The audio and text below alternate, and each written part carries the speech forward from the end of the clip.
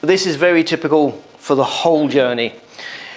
Because the area is it's not a national park, it's a national reserve, not a national park, all the area is available for all the local people to use. So there's no boundary fences between where the cattle go and where the animals go. So you can be driving along the road. This is actually at Popa Falls Resort, which we're going to have a look at in a second. The falls, not the resort. And there'll be cattle everywhere. Then you'll go around the corner, there'll be an elephant standing on the road. Then you'll find a giraffe. Then you'll go a bit further, and there'll be some goats running across the road. And then you'll go further along, there'll be a hippo standing beside the road. It really is just an amazing place to experience.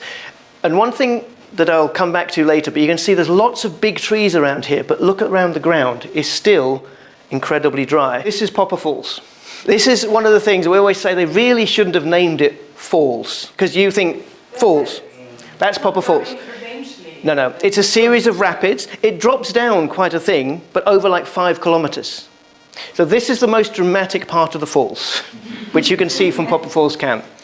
So it is one of those misconceptions that you expect, especially since you've got Ruacana Falls, the Popa Falls, and Victoria Falls, all within an hour, which are enormous. And then okay. I mean, the number of people standing there going, so where are the falls? So we sort of nicknamed them Popa Rapids, but it just doesn't have the same marketing sound to it, does it? So that's actually Popa Falls. But the main reason for going is this. Now, at Popa Falls, does anybody know where this is? We're in Namibia now. We've gone to Popa Falls. Earlier at Rundu, we were looking across, we saw into Angola. This is Botswana. At this point, it's Botswana. So that's Botswana over there.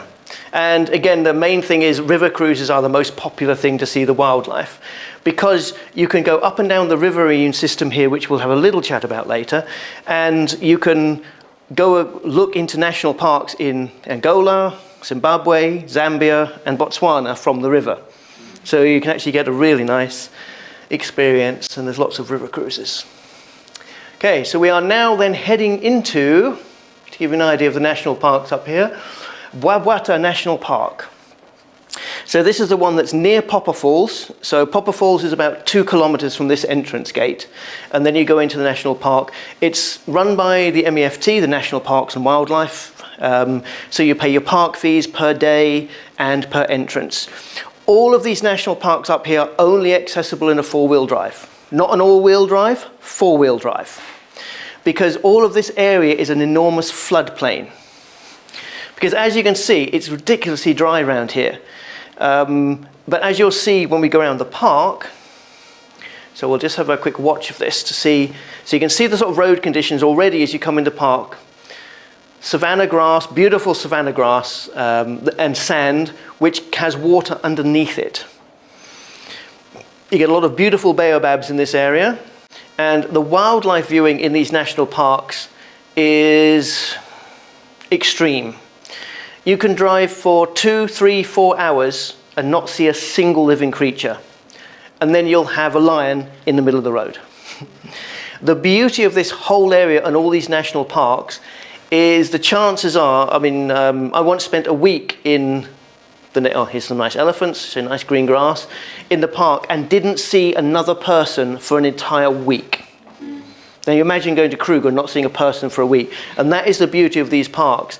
The wildlife is not as full in the area, but when you find it, it's absolutely amazing. And you will get close to it.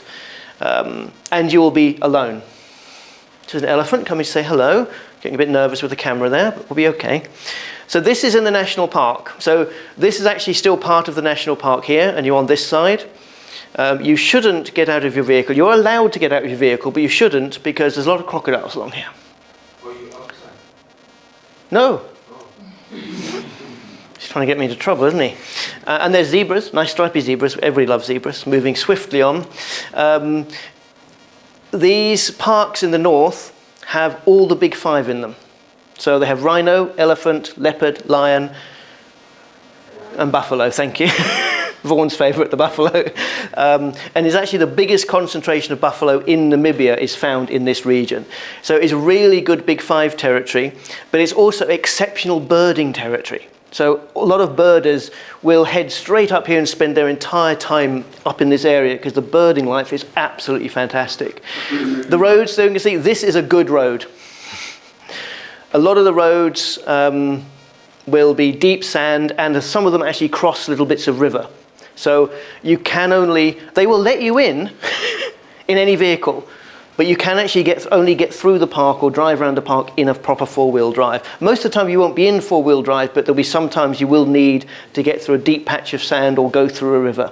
So it's actually quite exciting driving through it, because it's not challenging 4x4, but you get to use your 4x4 and get some mud on the side. And a lot of it is open plains and floodplains. At this point, where are we?